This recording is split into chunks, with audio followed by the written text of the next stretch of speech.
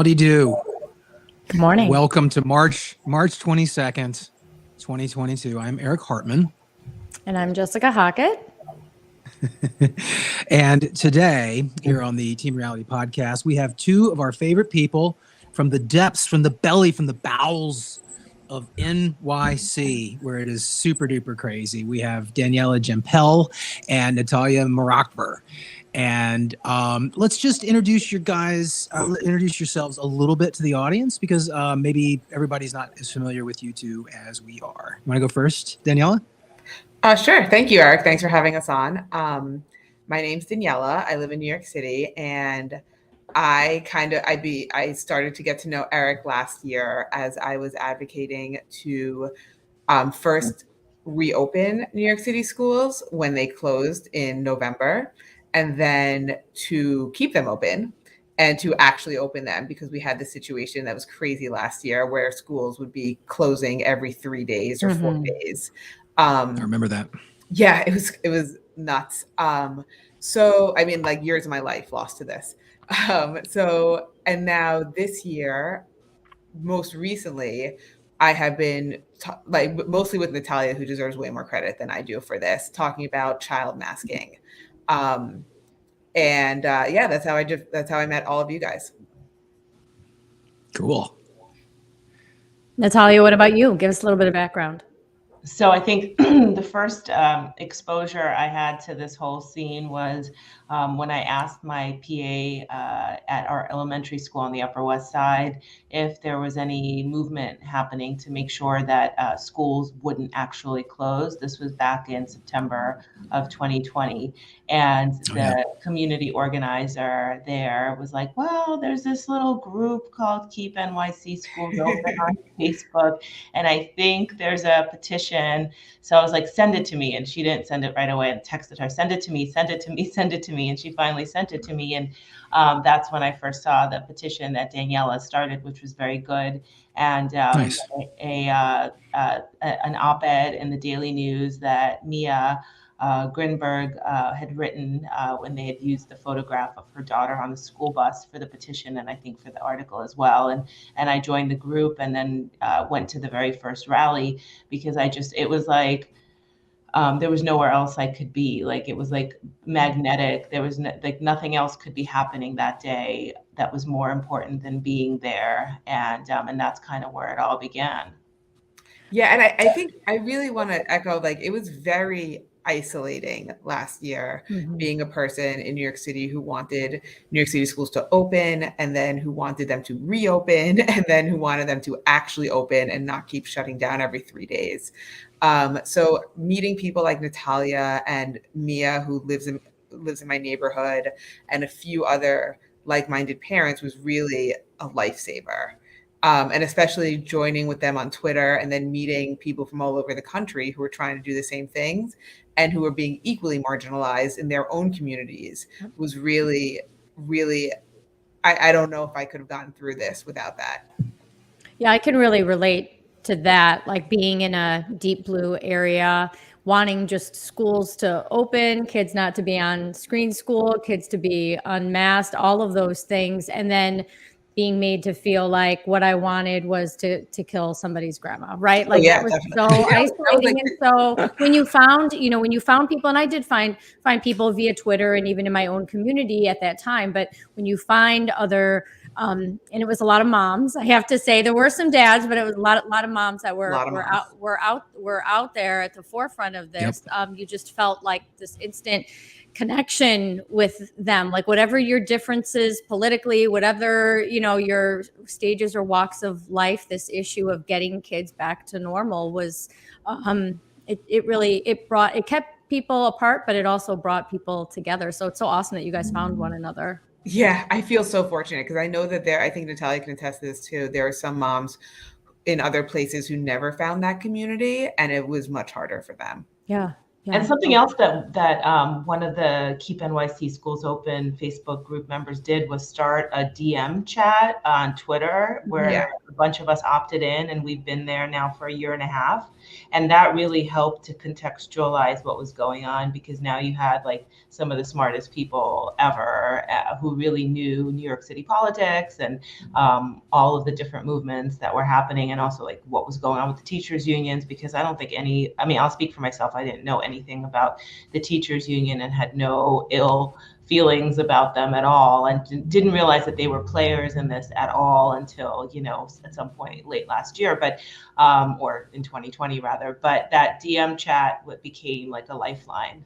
Yeah, and those DMs are a good place too to share kind of like instant news, or to share, because there's a lot of people that are into the data on Twitter, and it's just a good place. People think of Facebook and Facebook groups as a place to kind of find community, but I'm not on Facebook, but I don't know. I found Twitter is a really good place to meet like-minded people around a single issue. Well, I was in a lot of Facebook groups prior to COVID. And they there's one that's kind of Twitter famous now, right? It's the Progressive Lawyer Moms group that, so that's how I know Sarah Berwick. And, I was in that group with her, and it just became, it was so against the progressive orthodoxy to talk about school reopening that you just couldn't even do it. Like there was, go on, Eric. I was just, you finished, but I have a comment. Okay. So there was one instance where when New York City schools were on the cusp of closing in November, that I was interviewed on NPR saying that, this is awful. I don't know what I'm going to do. I'm a working mother. How can I handle all of this? And someone else posted my NPR interview in the Progressive Lawyer Moms group. And I didn't even post it, and I just got lambasted for it. And it was so upsetting, because this was a community of women that I appreciated, and I didn't even post it. It wasn't even me being self-congratulatory. It was someone else who heard me on NPR and said, "This is amazing." And all I was saying was, as a woman, as a mother, as a working mother, I cannot handle school closures. And it was really upsetting. I'll just be very vulnerable and honest about it. It was really upsetting. Mm-hmm. And, Facebook just became a place where you couldn't even talk about these things. Mm-hmm. Oh, yeah. Well, you mentioned something there, which I always thought from the very get-go, I thought was very interesting. And that is, and you guys know this, I tweet about progressives a lot. I don't get too political, but one of the things that I noticed very early on was that a lot of self-styled progressives were advocating openly for some very, very unprogressive things. Yeah. And I actually haven't been able to get my head around that. And it's something I just keep hitting on, because I think that, politically, just, philosophically, a lot of people have realized that they're in fact classical liberals or liberals. And, that's a completely different thing. And I think that the progressive notion to me has always been very curious, because it feels like a lot of the biggest boosters of that approach, right, that and that just really wear that moniker on their sleeve, have really done some of the most awful and harmful things to all the groups that they claim to advocate for, right? Yeah, and I think a lot of it is just anti-Trump. Right. Or they don't want people to think that they're Republicans or pro-Trump. And what's so awful about it is they dress it up in equity, that they're doing all these things because they care about Black and brown kids, or they care about, low income families, and they're trying to protect them. I don't get it. Yeah. Exact opposite. Yes, I completely agree. I mean, I still consider myself a progressive, but just everyone else has gone off the deep end. Sure. But I do understand their points. At the same time, I do not think you are a racist, white supremacist, eugenicist for wanting your child to go to school.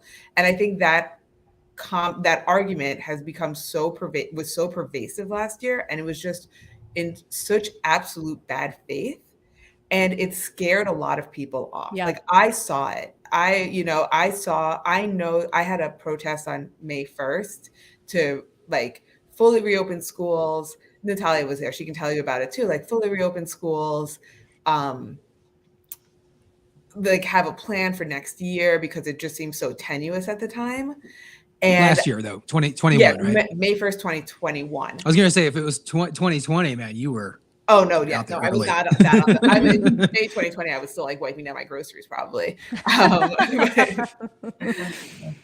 And we were attacked as white supremacists, and there were people who would have come to my protest who didn't come to my protest because that was the rally that we were all at, right? The one in Harlem. Mm-hmm. Yes. That was so Jessica, you might not know about this, but there was a rally. I think that we're all talking about the same one. It was sort of the first big one that everybody came together. We went down for it. We obviously in Westchester went down for it, and it was in Harlem. And apparently the teachers union had gotten word that we were going to do this, and it was a pretty big rally. We had like the football players were there. You guys can sort of tell more about it. We tried really hard to build this coalition of concerned groups across the country, and across the city. And we worked really hard to try to do this, and it's these like so-called progressive education equity groups counter protested, and they came. Yes. They had the sign. Yes, they had I don't know if you remember this, Eric. They hung up a sign that said "White Supremacy with a Hug" on our. Yes. And what they don't mention is that the coaches for the sports teams that were there with us went over and yelled at them for that sign and said, they were like, "How dare you hang up this sign on my practice, on my practice field?" Yeah, that's it was. So my only point about that was a real sort of wake up moment, I think, for a lot of people. My wife, I think Karen Vates would probably say the same thing because she was there.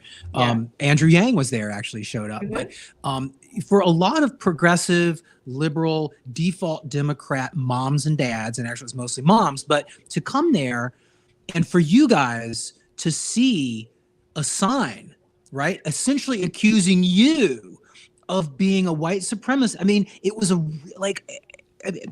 I haven't seen that kind of anger from. It was just it was so offensive and such happening for a while in the face. It was that wasn't the first time, right? Yeah. That wasn't the first time.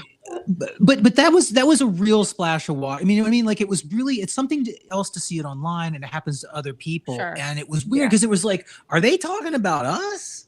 You know? Yeah. And I think what is also what I just like the sports teams that we partnered with are majority children of color. Like that's who they mentor, children of color in Harlem. So then you have this sports field where these Black children are playing sports, they're practicing on a Saturday morning, and right outside the field is a huge sign saying "White Supremacy with a Hug," and the coaches flipped out. Like they were so upset about this, and they spoke to me about it later, and they were just like,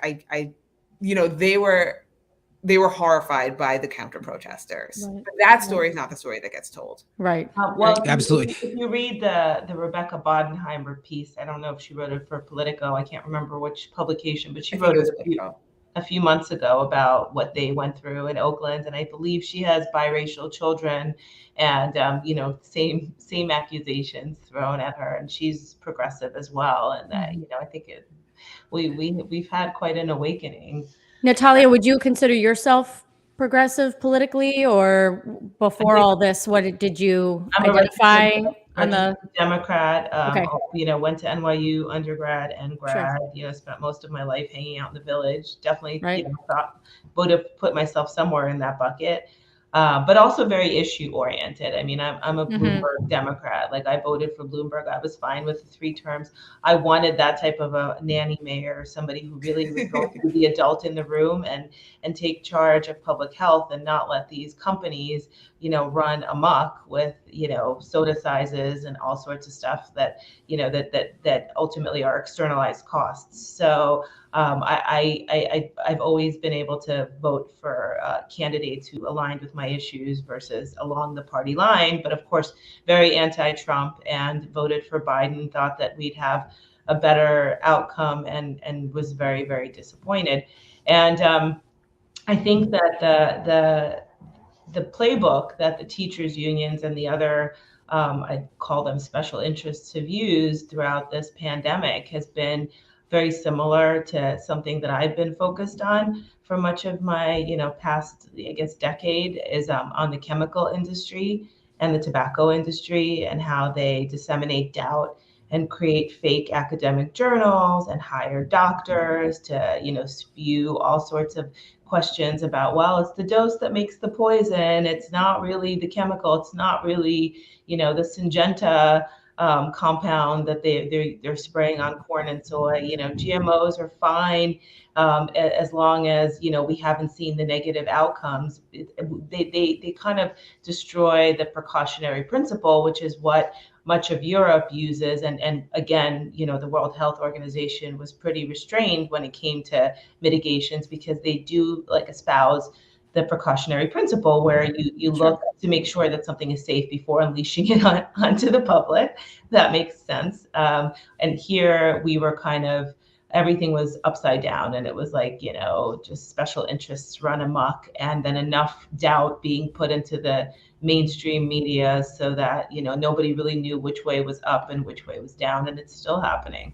Yeah, I think there's somebody on Twitter that talks about what happened as a sort of moral inversion, right? Where we've flipped everything. I like to quote Spock. He says the needs of the many outweigh the needs of the few, which I think in general is true. But in this COVID situation, we've flipped it, right? That the needs and interests of the few have been elevated among the needs and interests of the many, and it's a special few. You have to be right. immunocompromised with a capital I. It can't just be sure. not anybody. Sure. It's not. There's no definition of what is immunocompromised, right? Yeah, I have an autoimmune disorder. Does that make me immunocompromised? I've never once considered myself immunocompromised. Right. But you can claim the title if you want, apparently. Right. I don't. I'm cool. But Rosario has asthma and food allergies, but she's not considered vulnerable. I talk to deaf people who haven't been able to read lips for 2 years, and they're not considered vulnerable. Toddlers who are masked are not considered vulnerable. It's very narrow. Yeah. The definitions sort of shift based on what they think they can use day by day. Mm-hmm. Right. It's really frustrating. I'd like to really know, who is immunocompromised and what percentage of people does that comprise, right? Right. Because it seems like if you go on Twitter, it's like every single person either is or lives with someone who is immunocompromised. But it doesn't matter that much, though. I mean, there's been a lot of studies that have come out. Thankfully, immunocompromised people don't have any worse courses of COVID. Right? Well, there's a few. Go ahead. No, I think we're about to agree. Yes, if you have stage 4 cancer, right? You are immunocompromised, and it's probably not great if you get COVID.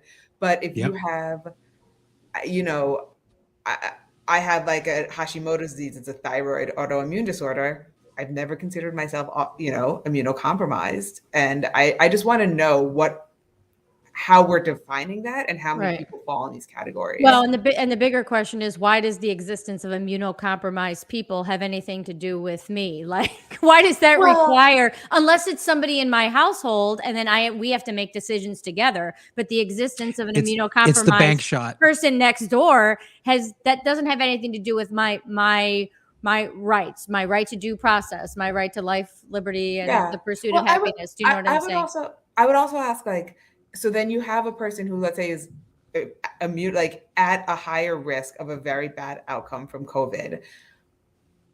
What was their life like before this? Right? Because I think I have a friend who did have stage 4 cancer, and he, prior to COVID, wore a mask on the subway, right? Or he tried to avoid taking the subway as much as possible. And when he did, he had to wear a mask. And so if immunocompromised people had that kind of restriction on their life before this, then I think that has to be the starting point of a conversation. And maybe there are some people who in good faith will say, well, you know what, it's really not fair to put that additional burden on immunocompromised people. Everyone should do it to protect them, which is definitely a viewpoint people can have. But that doesn't seem just be honest about it. Right.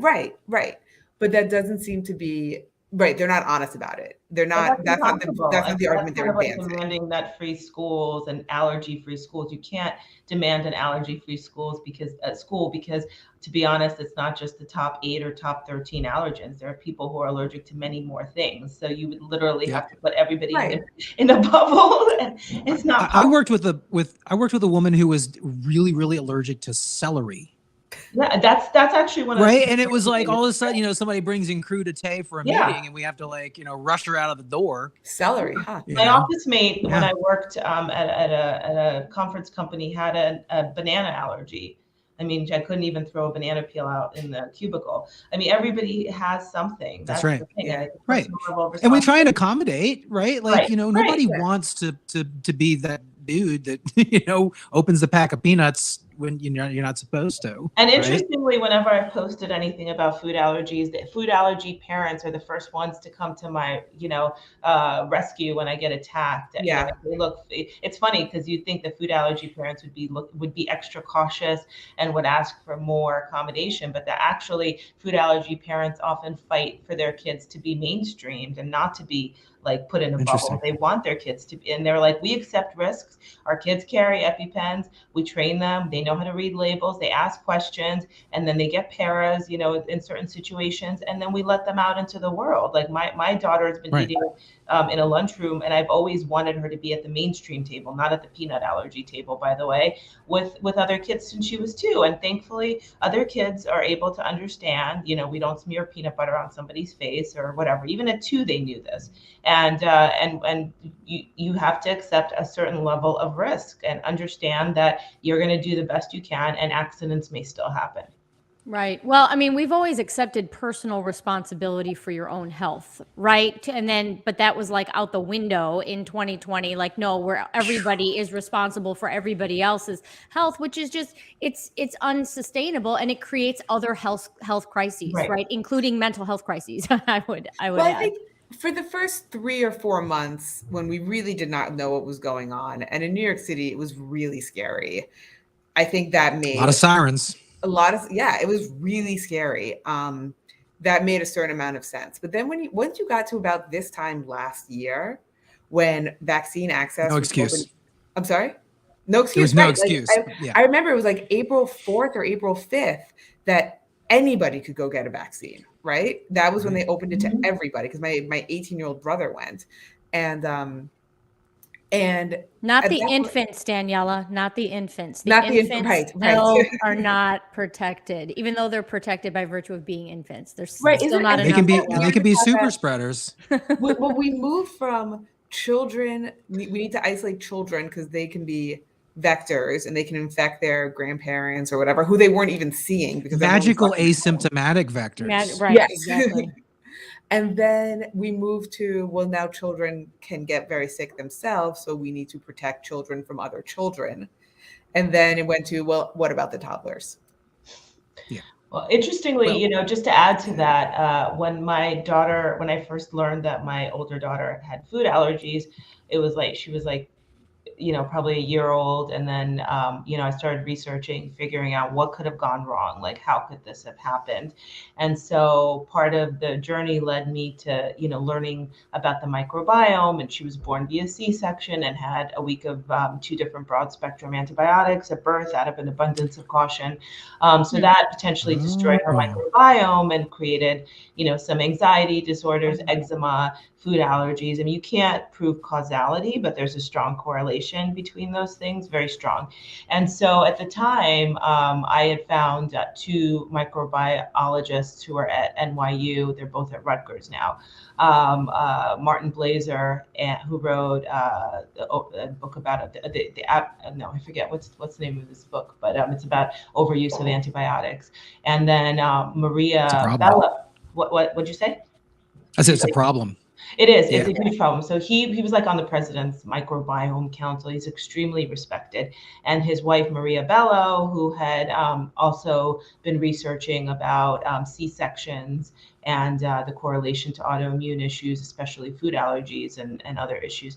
And so I reached out to them and asked them, my daughter was 2.5 at the time. It's too late.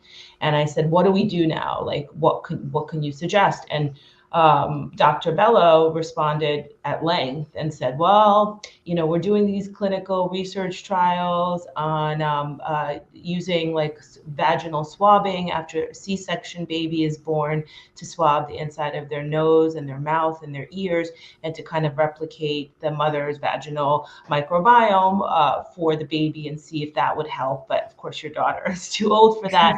And she's like, the best advice I can give you, and I have this in an email from like 2014, is to let her be in the world as much as possible, play with the dirt, put her face in the dirt, like eat as many diverse foods as possible. And they were doing research at the time at the Hadza people in Tanzania, and looking at their very diverse microbiome and their absolute absence of like chronic diseases. Yeah, fascinating.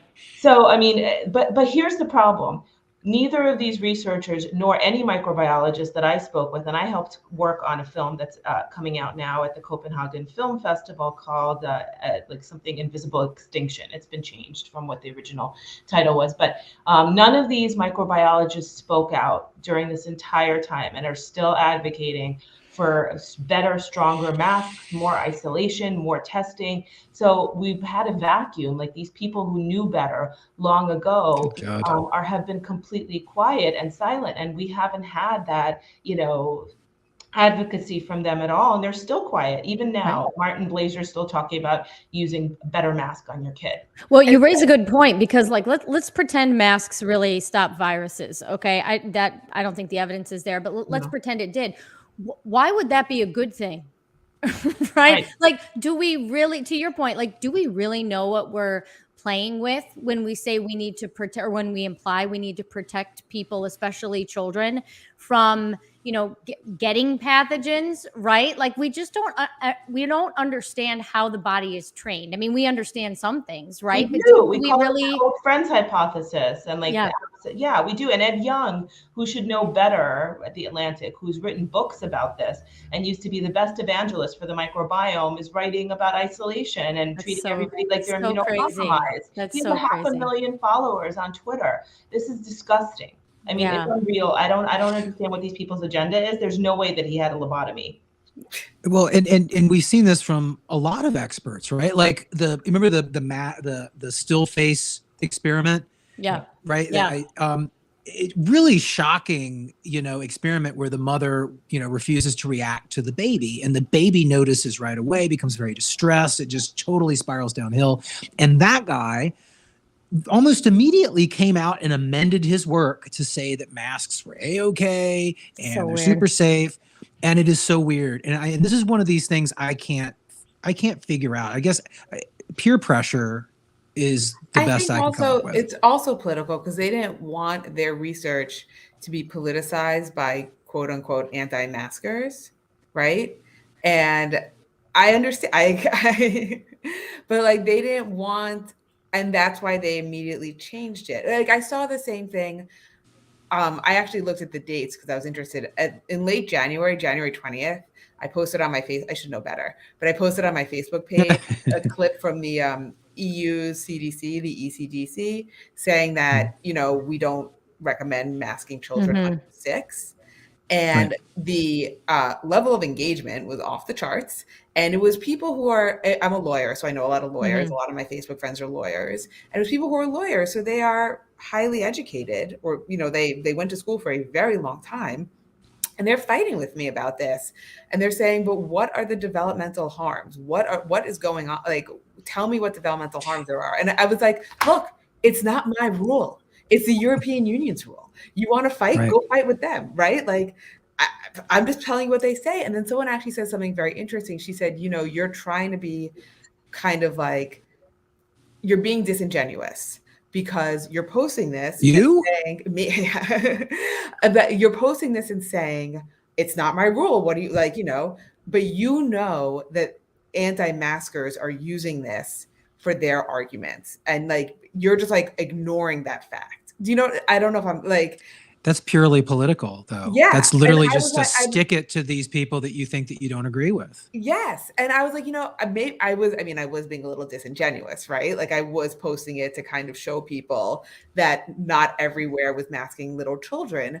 But to say that I can't even, that by screenshotting and posting something that a health organization, a very respected health organization, says about masking is me like giving fodder to I can't do that because it gives fodder to anti-maskers is ridiculous. It's absurd. Like, and by the way, you can't prove that the developmental issues because they've never been studied. Right. Because That's principle. Right. Yeah, that's the old switcheroo. Obviously, and that's beyond. But it's also the point was, it's not like I was saying that there are developmental issues. Right. The EU CDC was saying it. If you random lawyer on Facebook knows better than the EU CDC, then please go take it up with them. Like, it's not right. Well, and honestly, some things don't need to be studied because they're self-evident Right. and they're part of common sense. But Right. but speaking of masks, we did have some breaking news out of New York City this morning. Eric Adams has now decided that it will be safe. It's not now. It's not right now, but it will be No, safe not now. on April 4th to unmask the toddlers. So you three, Natalya, we'll start with you. What's your reaction to that? And you started, we haven't even talked about mask like a kid yet. We got to get to that, right? The hashtag that you started that, correct? Mask like a kid. We got to get to that. But I think we all worked on that. But Yeah. Did you? Okay. All right. But first, let's just get your reactions. Natalya, then Daniela, then Eric to Eric Adams' announcement this morning. I mean, I'm kind of happy for kids in 2 weeks, maybe, if it happens and nothing bad happens and our mayor decides that we're good enough to take off the shackles. But I appreciate that there are parents who are relieved that there's an end date, but I think this is a ludicrous anti-science, anti-parent statement. And we had to do, Daniela's organized multiple rallies. There have been groups of parents on social media putting resources together. We hired trucks. We've done like nonstop. Like, this is literally what we've been working on for 2 weeks. This shouldn't happen this way. He's not listening to parents. He's not listening to science. Mm-mm. He is listening to special interests. And to be honest, I think we need to fight even harder now. Yeah. Daniela, what about you? Yeah. What did you think when you heard this morning? I mean, I am happy that there is an end date because we went in from 2.5 weeks ago to that was like, well, we'll see, it's indefinite, I don't know, to at least like now there's a point where it ends. And that is, I think it is a step in the right direction. I do agree largely with Natalya that it really makes no sense why it can't be tomorrow. It has to be April 4th. Right. And the reason he gave 2 incubation periods is just like, I don't even know what that means. You have spring break coming up? No, your spring break's later. Yes, we do. April. It's toward the end of April. Oh, okay. All right. Got it. It coincides with Passover. Got it. So 2 incubation periods. I don't know. And it's interesting. He didn't say that on March 7th when he announced that like school age kids could go without masks. So obviously he was responding to the pressure, which is good. Yeah. But I do agree with Natalya. Look, there's no scientific reason to keep masks on kids 2 to 4 while taking them off for kids 5 through 18. There's no scientific reason. And my worry is that if we continue to allow these public health petty bureaucrats to just make rules up on their whim and emotion, they're just going to keep doing that. Sure. I think that really that needs to be the focus going forward, that these are, we handed them the reins for a little, what we thought would be temporarily in the beginning, but now it's been 2 years and they still have the reins. Right. And we need to take them back. We have never lived in a time when public health bureaucrats could by edict determine our lives. Right. And so, and now and there's no guarantee that they won't bring this all back, right? Like your vax. Oh, and they're trying to too. Your vax passport. I can't remember. Keys to New York. It was suspended, right? But it's not like, and we will never see this again, right? They're going to try to bring this back. I'm a little more optimistic, I think, than Natalya. Not to say Natalya is wrong for not being optimistic, but I'm a little bit optimistic that it's not coming back so quickly. And that it's kind of like, you can leave your blankie at home as long as it's there when you get back, right? So it's kind of like appeasing the people that like think that this is a necessary thing, that like, oh, we can turn it on whenever we want to, so don't worry, we're just pausing it temporarily.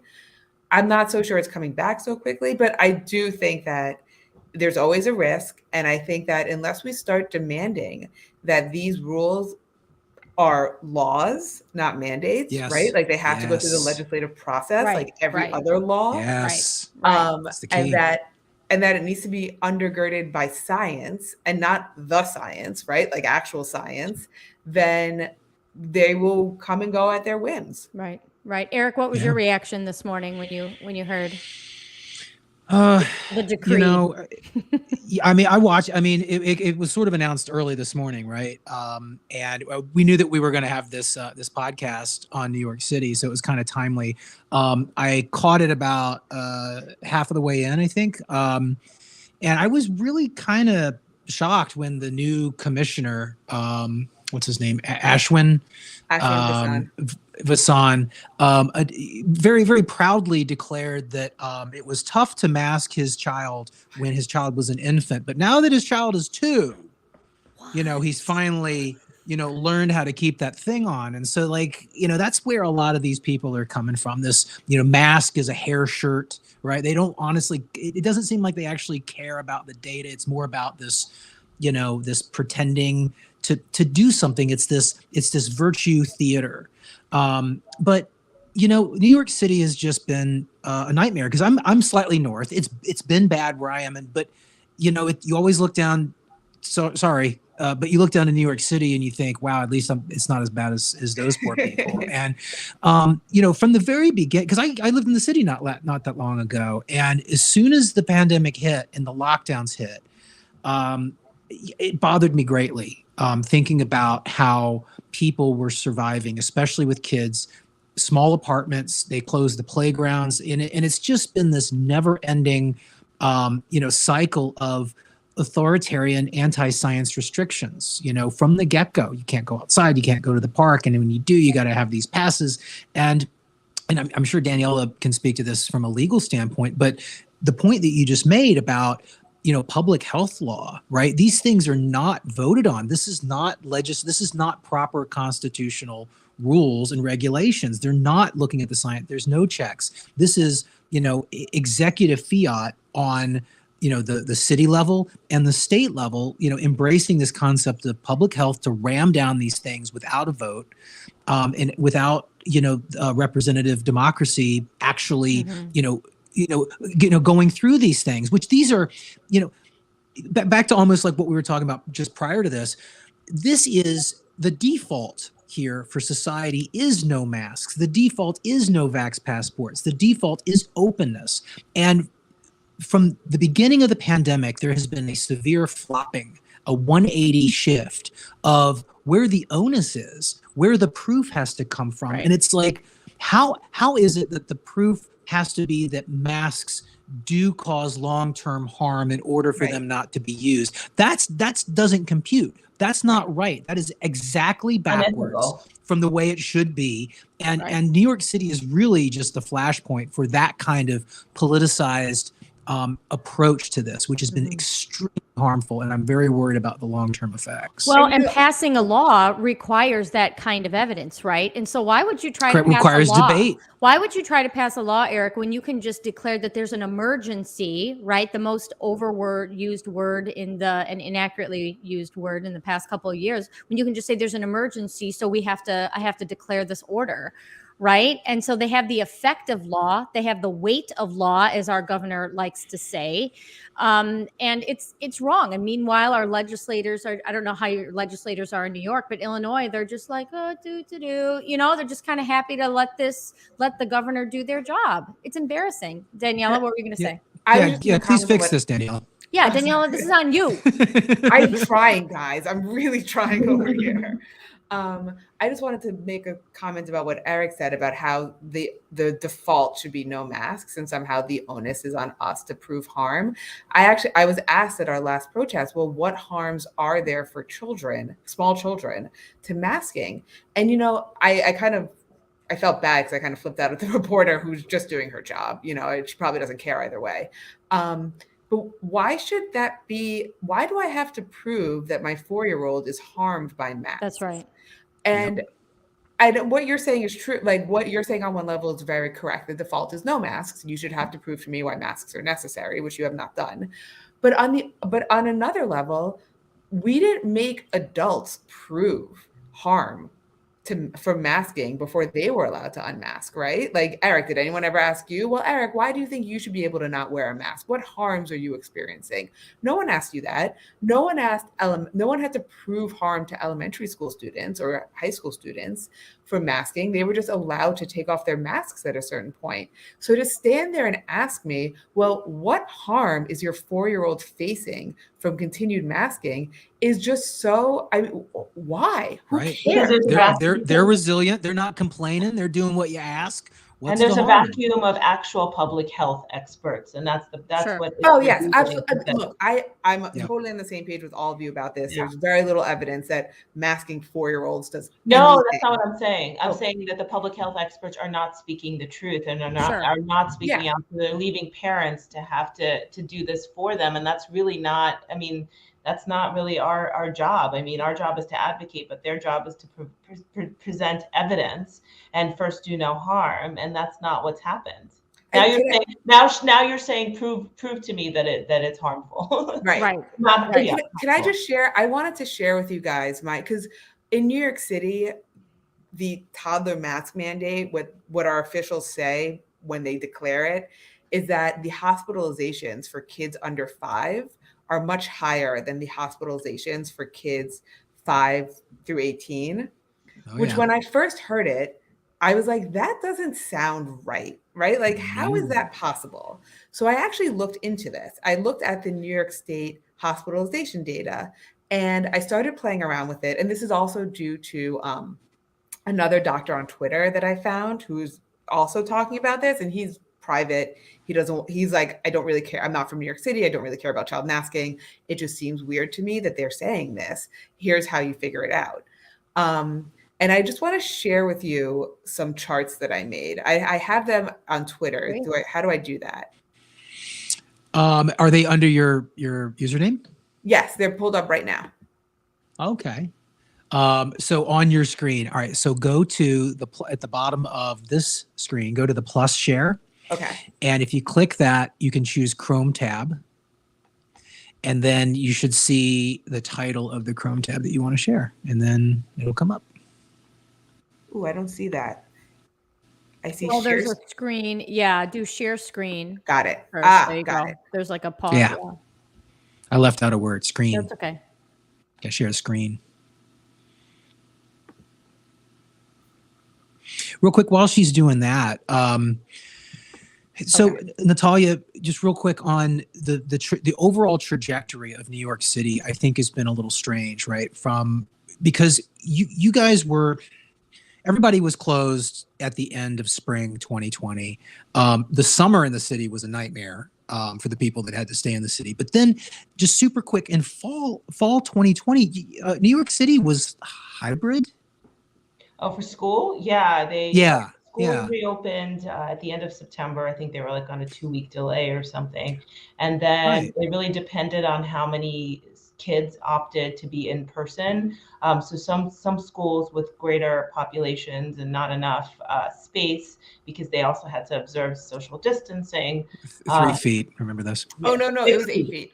Oh, well, 6 feet, which was 8 feet, right? Yes, we have special bonus to science in New York City. So it was it was 8 feet. 3 feet we had to fight for. We didn't get to 3 feet till spring, and it was only for some students, really.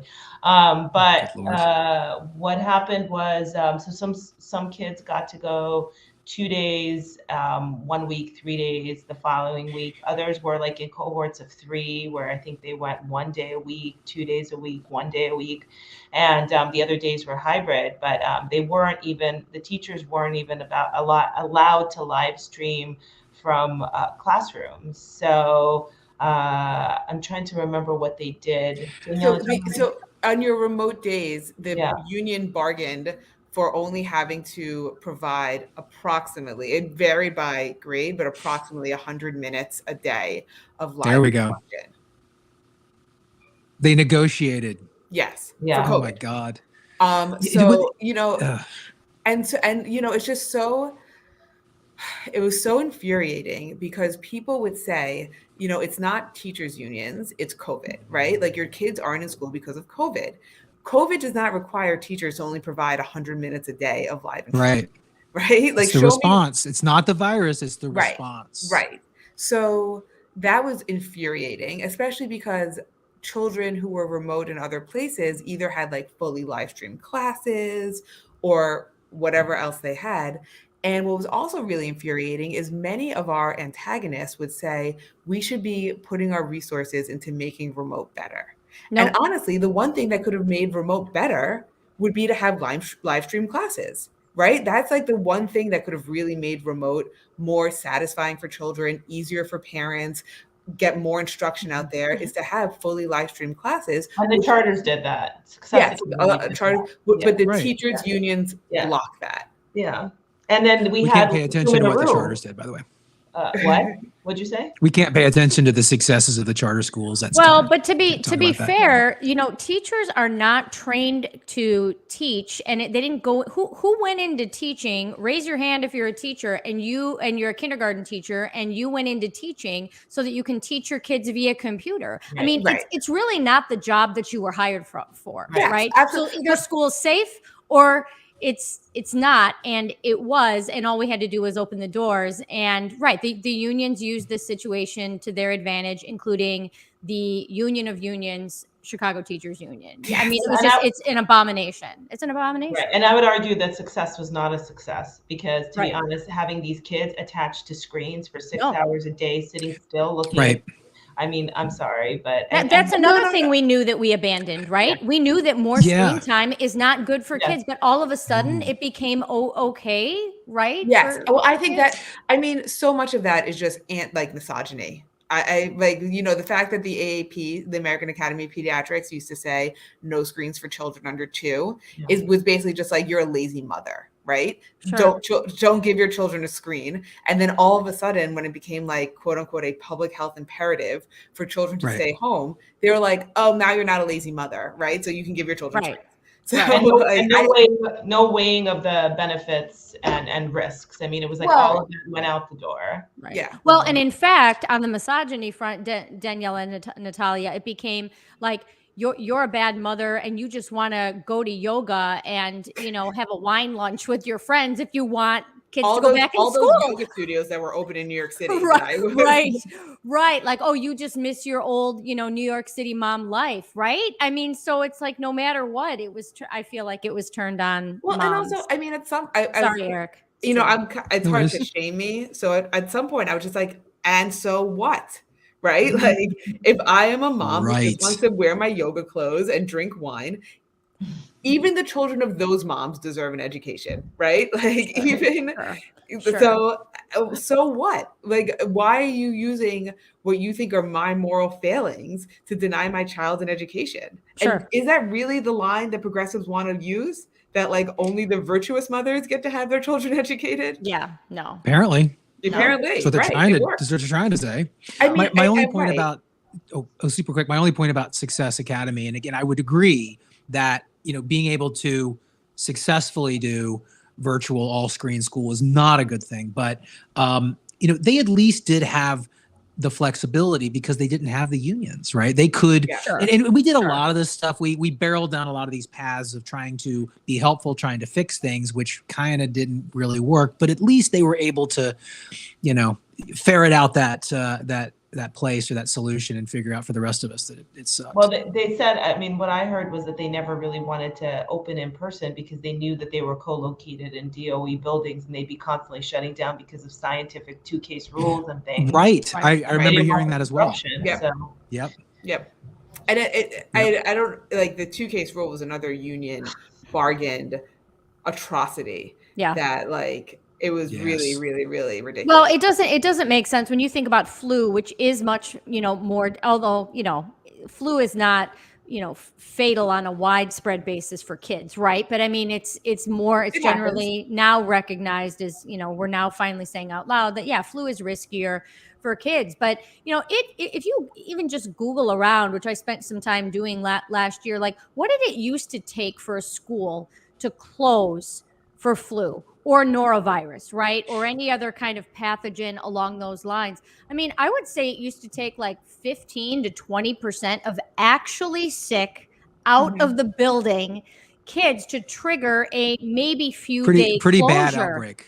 Pretty bad outbreak. And that was probably due to staffing too, right? Sure, like you physically did not have the staff. Absolutely, staffing issues, but the kids were actually sick. Nobody required and sometimes the health department would investigate, just to kind of identify the pathogen, but we didn't require all the kids to go get tested. We didn't require the whole school to be seen by a doctor in order to come back or quarantine for 14 days, right? And then you're right, this 2 cases an outbreak, you're like, what? And the kids might not even have been sick, right? Like in any substantive way. Oh, no. My daughter, what's what the was case? also ridiculous is New York City set up this Learning Bridges program where you could send your child to like the local Y or whatever so they could be like supervised during their remote learning. Right. Which was, we did that too. Safe. Yeah. And so, it was the same thing. Yes. And they're in a school outside of school. Right. But while your school was being shut down for 10 days, because of the 2-case rule, you could send your child to Learning Bridges. So like you would have, and your child would be with the same kids that they would be with in their school classroom. And it was actually worse because of space concerns. They'd be like, my daughter was in 1st grade and they had one room for kindergarten, 1st and 2nd grade. So she'd actually be with more children and different children. And instead of, I was explaining this to one of my friends who didn't have school-age children at the time. And he was like, why didn't they just put a teacher in front of them if they're all in the same place anyway? And it's like, well, you just don't really understand what was going on here. This is how these people solve problems. They make it more complicated, and then they pretend like that they've done something. A shadow profession of professional babysitters. But it's the same reason that, my kids, my kids couldn't have snacks in the classroom until March 7th. Right. So there's 5 hours between drop off and lunchtime. They're starving. They're like ready to eat each other, but they can't have snacks in the classroom. And I spoke to the superintendent's assistant who said off the record, it's a part of a union bargaining thing and they can't pull their masks down while they're in the classroom. They have to step out of the classroom. And I said, what about lunchtime? Well, the teachers aren't there at lunchtime. The paras are. You know what's nuts about that, Natalya and Danielle? You could probably speak about this too because you're a lawyer. But like, okay, and this happened in Chicago too. So the union bargained things that they actually were at the table, but bargaining about the kids. Do you know what I'm saying? Like the kids were not represented at that table. And so, you're bargaining away, at least in Illinois, your due process rights under the law. And parents didn't have a say in that at all. And the kids were just treated like a workplace hazard, right? Like a fixture of the workplace environment. Right. Oh, yes. Yeah, so that's 2 more weeks. They have to wait 2 more weeks. 2 more weeks in their thumb. Well, the toddler mask mandate in New York City is a different thing because those teachers or childcare providers are largely not unionized. Right. This is coming from a completely other area of stupid. Yes, this is just like a remnant. It feels like a remnant, and I don't know. I mean, why did they mask kids in camps last summer? Because the unions wanted them masked so that they could continue the mask into the school year.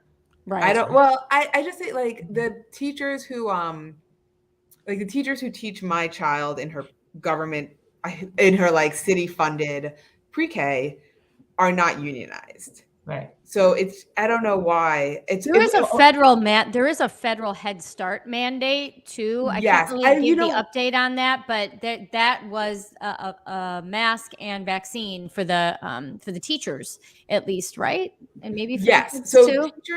Teachers have to be vaccinated in New York City, and I know which I didn't really have such an opinion on it. At that point, it was just like anything that keeps our schools open, I'm for. And it seemed like vaccinating teachers at the time when they did it, we thought it could be like the vaccine was something that could control spread, which now, we have a better understanding of that. But look, if it kept the schools open, I was for it. But yeah, so that's where I went with that. And I think also early childhood centers like daycares and stuff, their staff also has to be vaccinated in New York City. Yeah. There's such a mess of regulations coming from, the feds, the state, city, union. I mean, it's such a mess. It's so overcomplicated and it's so political. I hate it. Well, and it leads to these absurd results, like the fact It that really does. Like, first of all, the toddlers are wearing masks, right? The only people wearing masks in New York City today are toddlers in daycare and pre-K. And also just like this whole the thing about the Brooklyn Nets and Kyrie and how he can't play in games, but he can sit on the sidelines and other unvaccinated players can play in games. And you know what's something interesting? I was watching the press conference live on Twitter this morning from the mayor's office, and 80% of the comments were about the Nets, about Kyrie. Yes. Like not about the kids. Which and on the one hand, right. On the one hand, and Jessica and I've talked about, we've all talked about this, but it's, whether it's Djokovic or who, some people have more clout, right? It's fine. If we can use these people to get back to normal, get these restrictions lifted, fix this public health debacle that we've gotten ourselves into, great. But it's also frustrating. Right. Yeah. That more people care about, a millionaire basketball player than little toddlers. He's getting paid. He's not losing anything. Well, you know what? That's a great point, Daniela. And something I started saying a few months ago online is like, wait a minute. Like, kids are not being paid to mask, right? Neither are nursing home residents. Neither are people in jails, right? And so when we talk about teacher masking versus student masking, the teachers effectively are being paid to wear it as a part of their uniform. So is the checkout person at Target, right? But we have this group that's vulnerable, not vulnerable to severe COVID outcomes, but that's vulnerable in the sense that they're captive, right? I mean, and that's the other common denominator among all those groups that are being forced to mask still as well, right? They're captive and they're unpaid, right? That's wrong. That's immoral. That's especially immoral. toddlers who have no voice. Absolutely. Like some of them literally have no voice. Speaking of the toddlers, let's look at the hospitalization data. So walk us through this, Danielle. So let me walk you through this. So like I was saying, the health commissioner and the mayor kept saying that hospitalizations for children under 5, i.e. the population who cannot be vaccinated, are off the charts, much higher than other pediatric vaccinations. And I said to myself, that doesn't sound right. And I got some assist from a doctor on Twitter, and I started looking at the New York State hospitalizations, and I started plotting them out. So see if I can make this a little bigger. It's pretty good. It's pretty clear. Yeah. Is that good? Yeah. Okay. So this is, it's an estimate. I want to be clear that it's not. So these are the hospitalizations of kids age 1 through 4, which is the group of children who do have to wear masks in New York City, versus the hospitalizations of kids age 5 through 19, which is the children who do not have to wear masks in New York City. And the dates are December 1st through February 9th. So it's approximately the Omicron wave in New York. Now you can see they're basically the exact same line, right? There's little differences here and there, but you'd be really hard pressed to say that one group is more at risk than the other group. And so this seems to say that, you know what, if you're going to let the 5 through 19-year-olds take off their masks, then you really should let the 1 through, it's really 2 to 4, but you should let the 2 to 4-year-olds take off their masks. They're the exact same risk. If it's safe for one, it should be safe for the other. Mm-hmm. But what's actually happening is that you look at, I think what they're trying to show parents and what they're trying to scare parents with is this graph, which shows, now we have the orange line, which is not 1 through 4, it's 0 through 4. And the green line is still 5 through 19. So you can see, if you look at this graph, it is technically true that children under the age of 5 do have higher hospitalization rates. I mean, you can see it. But when you look at the two graphs together, which is this one, 0 to 1, 1 through 4, and 5 through 19 all together, you can see that 1 through 4 and 5 through 19 are the same. And what's really going on is 0 to 1 is greatly skewing the under 5 age I range. hate that they do this, and they do this all the time. Yeah, They they do it do. all the time. I got these stats from the New York State hospitalization website because New York City doesn't even break them out. New York City treats a 3-year-old as if they were a 3-month-old. Even though, as you can see, it's greatly different. And even, they just had that I don't know, the CDC thing with the 4 letters. MMWR, yeah. Yes, about child hospitalizations during Omicron. And it said that child hospitalizations for children under 5, the children who cannot be vaccinated, was like 5 times higher or something than Delta hospitalizations, which might be true, but buried in there in like one line said 44% of the hospitalizations were in children under 6 months old. Right, because they're newborns. It's the infants that are just born, or they've been hospitalized again because they're fragile in some way.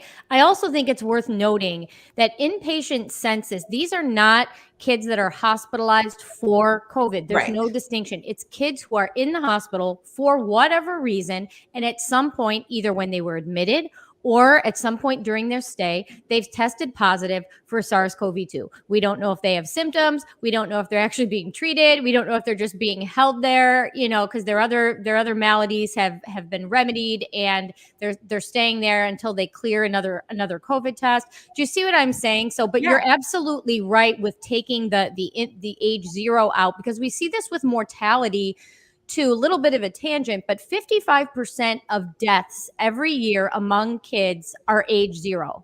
55%. So if you look at the graph, it's a huge outsize percentage of the total for 0 to 17. So you're doing, and that affects the data. Yeah, I mean, infants die for all kinds of reasons, right? And stillbirths are in there, all kinds of reasons. So, whoever advised you, Dr. Twitter, thank you very much, your Twitter doctor, to take out the 0. That was beautifully done, and it shows what they're doing. They're manipulating the data to stoke fear. They are to scare people. I refuse to believe that the New York City Department of Health, which is supposed to be one of the best health departments in the country, with their bazillion employees and their tens of bazillions of PhDs and MDs and master's degrees and whatever, does not know this. They know this. We're struggling with this. We did a show with Clay, Hold 2, about the New York City data specifically. And we did a show last week about the CDC revelations. And you're right. Like these are not agents. These are not agencies filled with morons. No. Like, what is going on here? The New York City Department of Health, like Ashwin Vasan, the New York City Department of Health Commissioner, he is a much smarter person than I am. I readily admit that. Well, in some ways, maybe. He has many advanced degrees that I do not have. I'm starting to realize that doesn't mean what doesn't we used matter. to think. He's not a babe in the woods. He knows what's going on. He's being paid for his credentials, so he should know better. And he has. Look, I don't have a PhD. I don't have a master's in public health. I do not have these degrees. He knows what is happening here. He's just choosing. Him or his agency is just choosing to show us this graph instead of this graph. Right. That is a conscious choice. And here's who we're talking about. That guy. That guy. This dude. He's responsible.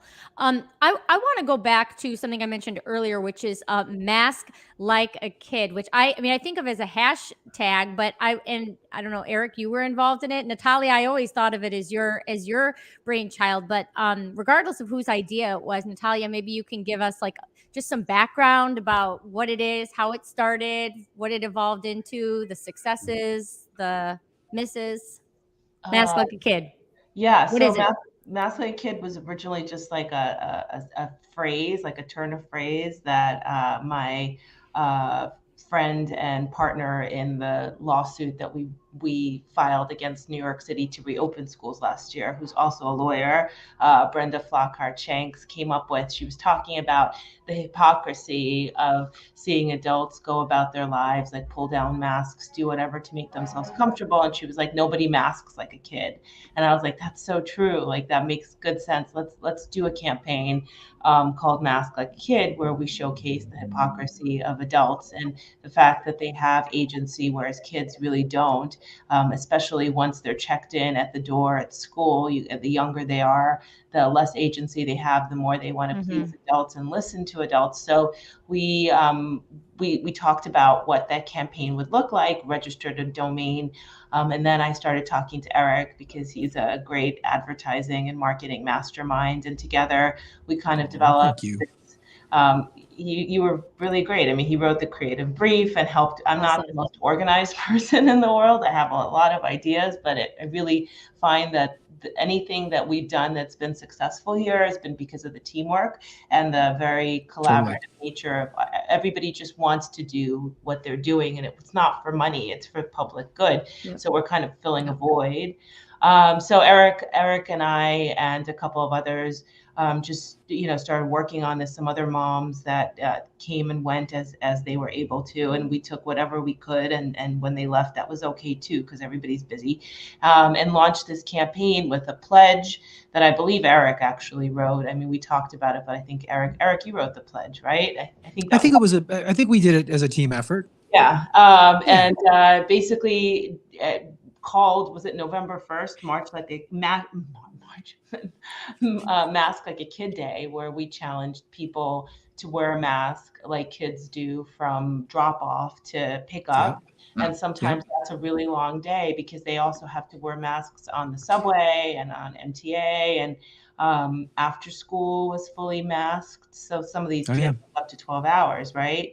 And getting yelled at by teachers or other students for not masking properly or for adjusting themselves or not even able to go out and take a drink of water like when they need to. And when I've worn a mask, I've gotten very, very thirsty. So the idea that kids can't just go and get water anytime they need to is just unbelievable. So we did this, kind of campaign on November 1st where we wore our masks for 6 or 8 hours, I can't remember anymore, and did some recordings and sent out a press release, and there was some press attention, and hoped that the campaign would be dead pretty quickly, but unfortunately it's still very much alive because And I failed miserably, by the way, at the Mask Like a Kid Day. I had a couple meetings and I had to run around, and I masked for like 3 hours straight, but what we make our kids do.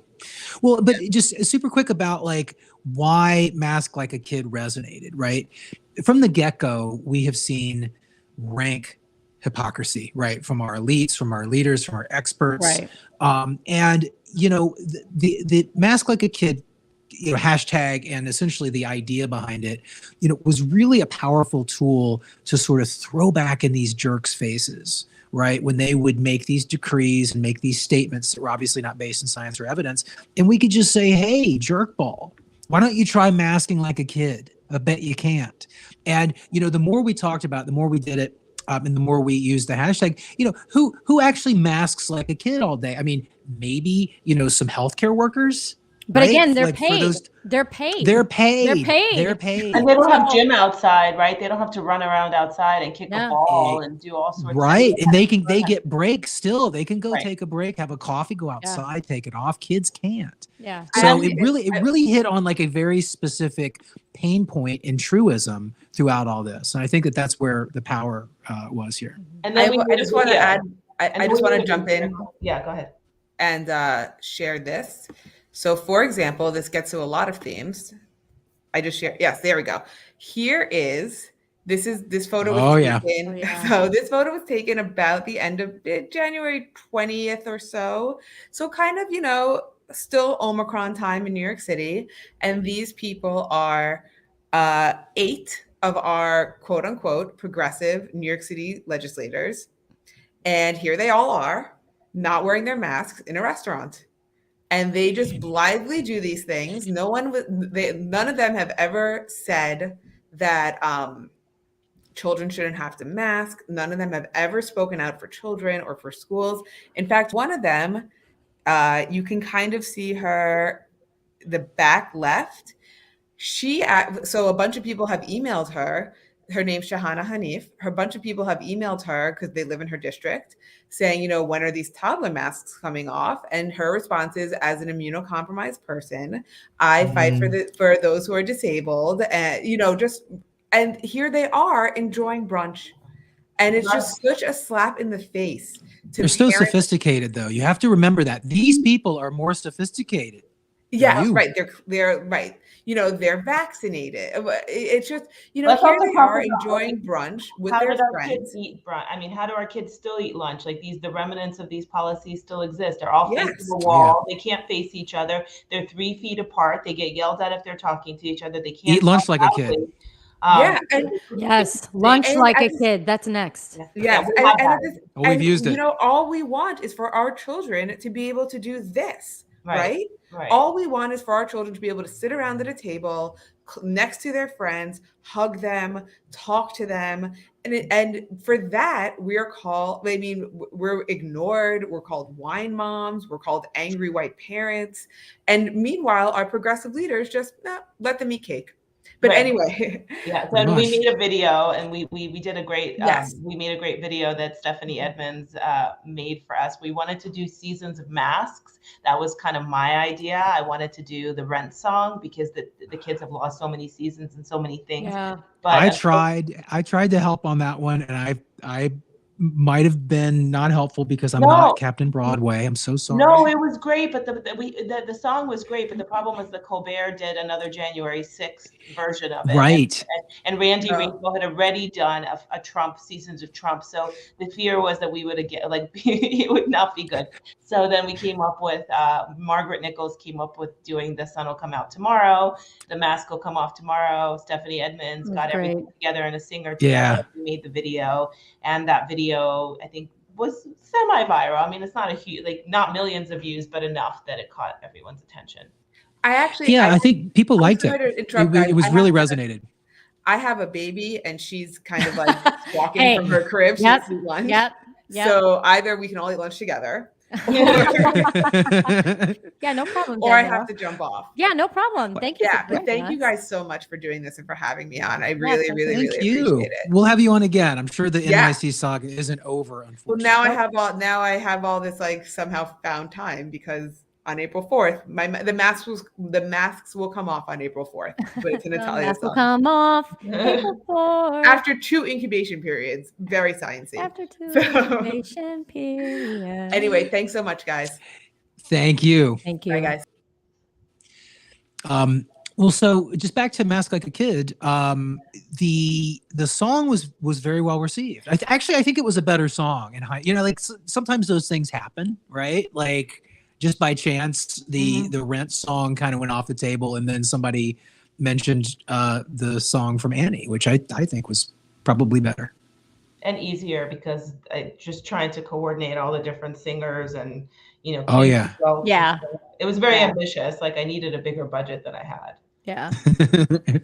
Well, but you got this really cool mobile billboard, right? Is this link? Can I click this one?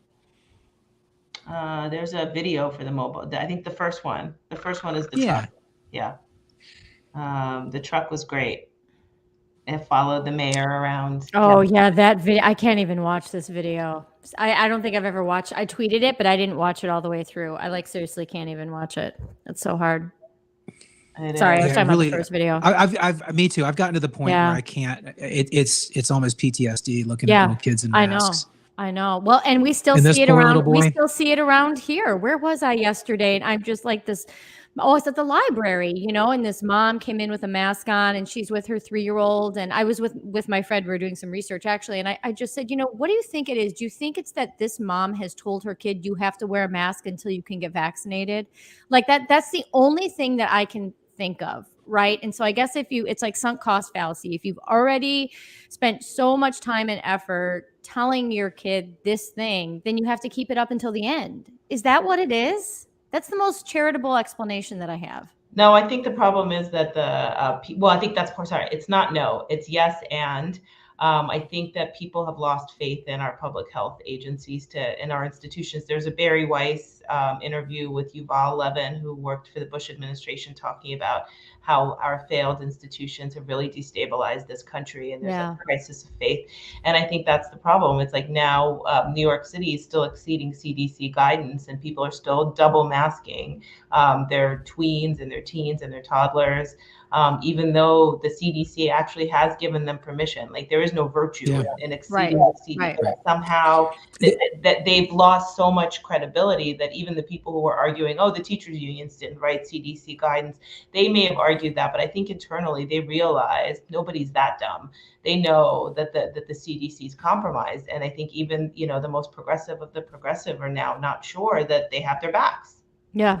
Oh yeah, that's a good point. Yeah, and I think a lot of this is erring on the side of safety. Better safe than sorry, and it is so frustrating and damaging, frankly, because they don't understand that being too safe has downsides as well. And I think that we've seen those downsides. Well, and like we said earlier, like even if masks really did stop pathogens of all kinds, is that something that you should be doing to kids? Yeah, I mean, I think there are probably strong scientific arguments to be made against that. I know that some scientists, where is the article? Maybe it was in New England. I'll have to find. I'll have to ask Dr. Andrew Bostom on Twitter. I know he's tweeted this out a few times, but there was a nice piece maybe last year where a couple of scientists said, like, look, kind of early and often exposure to SARS-CoV-2 is probably protective for kids in the long term, and because I think this is true with other viruses, can't name them right now, but that in the future, like, it's more protective for them to have gotten it when they were. And there are books written about this. I mean, I've left these people alone, but ask Jack Gilbert and Rob Knight, who wrote Dirt is Good. Rob Knight is the head of the microbiome program at UCSD,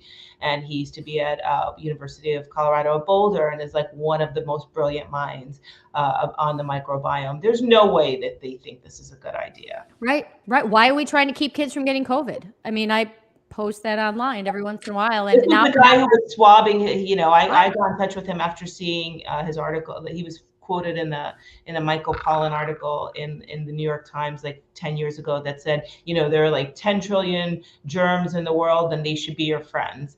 And he was quoted as saying that he was doing that vaginal swabbing for his child because the worst case scenario was having a child via C-section, because he knew what the implications of that were. And I got in touch with him and said, so can I do that for my second child? And he's like, well, off the record, yes. Bring a bag of Q-tips and, get ready to go. The nurses won't be your friend, but you need to do this. And I was like, I'm doing it. Like I had one child with autoimmune issues. I wasn't going to have a second one with the same issues. So these people know, they've just been silenced, and then we need to ask why. Such a shame. Yeah, it is such a shame. So what do we think is next for New York City? I mean, for the country as well. New York City sort of, if we're honest, sets the stage and sets the tone to a certain extent, at least for other big blue areas. But what's next? What's next after the toddlers are hopefully unmasked, if they are? I think the elections, getting a new governor. Us too. Whoop, whoop. Get these people out of office. Yeah, that's quite a hill, but right. Yeah, it's a hill, but getting these people out. What else, Eric? What do you see as kind of a next necessary step to make sure this doesn't happen again? Well, I think visibility into New York City, ironically, you're right. New York City traditionally is one of the, the centers of the world, right? Or the center of the world. But it's almost like the plight of school children in New York City has not been on the forefront, honestly. You know what I mean? Like, I think that nowhere really has been on the forefront, but it's interesting that we kind of forget what's going on with kids and parents in New York City for some reason. At least that's the sense I get, because we're always talking about other stuff, and there's so many people in New York City, and there's so many kids, and there's so many parents who are being affected by this. And again, we're talking about Kyrie, right? And to me, part of the path forward is to continually, and that's one of the reasons why we're doing this right now, is to shine a spotlight on New York City, because it's really important. It just is. Right. Right. And never let people forget like what Cuomo Never. did. He killed a lot of old people. No, it wasn't just COVID. De Blasio It was, as well. I mean, yeah, exactly. And then like we were saying, the keys to New York, okay, it's suspended. Is there any litigation around that? We do have in Chicago, we have a Liberty Justice Center filed on behalf of 8 Chicago and Cook County residents about that vaccine passport, which is also, suspended for the time being, but the case is going to move, or I hope it continues to move forward, because the idea is that the illegality of it has to be established so that it can't come back. Is there anything like that in New York? Have lawsuits been filed against that? I mean, because to be honest, sorry, but like New Yorkers, you kind of, you did the vaccine passport thing. Like it continued because people did it. Like, right? And I'm sure many people miss it. Yeah, right. Yeah. And thought it was a good thing and should be reinstituted at any time. So are there well, any and a lot fights? of so super quick. I do think a lot of people did it, and they don't really care about the science behind it. They are mad because they did it and then it got lifted, and they're just mad that other people don't have to do it too. Right.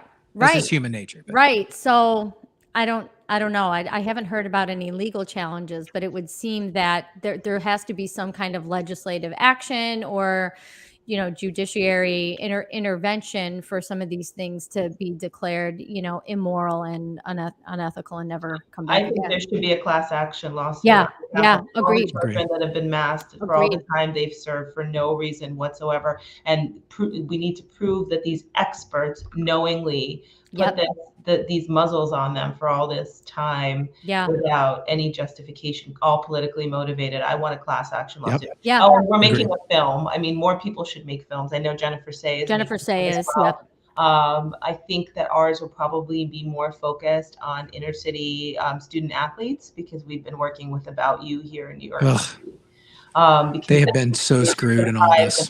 And they still are there's still a vaccine mandate for high contact sports for kids, believe it or not.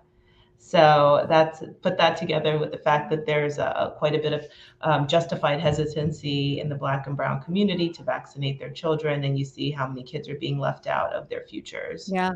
I mean, in the quarantines, honestly, that's been my thing the past couple of weeks. When I think about in my county alone, which is about 1 million people, but I mean, I would estimate, based on just a few districts whose stats I know, that we've had tens of thousands of kids miss probably in the millions of days due to just exposure quarantines. Like, you came into contact allegedly with this person who tested positive for COVID. You're out of school for 10 to 14 days, right? Like that's like being put in jail, right? You're being accused almost of a crime, right? Like you have to stay home because you were around this kid that tested positive for this virus. And we don't care about the obesity crisis anymore, right? Well, that too. Oh no, you can't even talk about that. That too. I mean, where's Michelle Obama's "Let's Move"? I mean, we forgot that we had to move during the pandemic. We just stopped. I mean, my governor is an obese man, right? So like, unless he was going to call for a Get Fit campaign at the beginning of all this, and kind of use himself as a model, like, I mean, he couldn't speak to obesity, right? And the role that it plays in all this. So yeah, we need to vote that guy out. Lots of work to do. We started 2 nonprofit organizations, one 501c4, which can get more political. It's called Restore Childhood. And then another one that's in formation, a 501c3 called Restore Childhood Fund, which will be more focused on getting the research together, similar to like what Urgency of Normal has done in terms of like research and funding research. Urgency of Normal never funded research, but so there's a lot in the works, and we really need to make sure we place safeguards so it doesn't happen again. Yeah. Is it restorechildhood.com? Just Restore Childhood. Okay. Yeah. All right. Awesome. Natalya, you do amazing work. Thank you so much for your passion and your hours and your gumption and your stick-to-itiveness and your friendship. You've been awesome. Thank you. Same to both of you. Yeah, good to finally see you face to face. Yeah, definitely. And we'll have you guys back on in a bit, because you're so right. Like, we're not done. This is just a momentary respite, a small victory, and unfortunately a longer series of events. Yeah. So because there's a lot of investment on the other side. I mean, the fact is the tech giants have been trying to Totally. do education for years. So Right. well, Exactly. and there's so much, right? And also we've been talking about this too, like we call it big COVID, but like all of the, you know, the businesses and corporations and things that have formed around all these things that we're talking about, you know, mask manufacturers and testing companies and app makers, and it's so insidious, and it all needs to be killed with fire. Yep. The COVID industrial complex. Take it down. Burn it all. Oh goodness. All right. thank you both. Well, thank you, and You're welcome. we will talk again. And from Definitely. the Team Reality Podcasts, sayonara for now. Bye. Bye. Bye.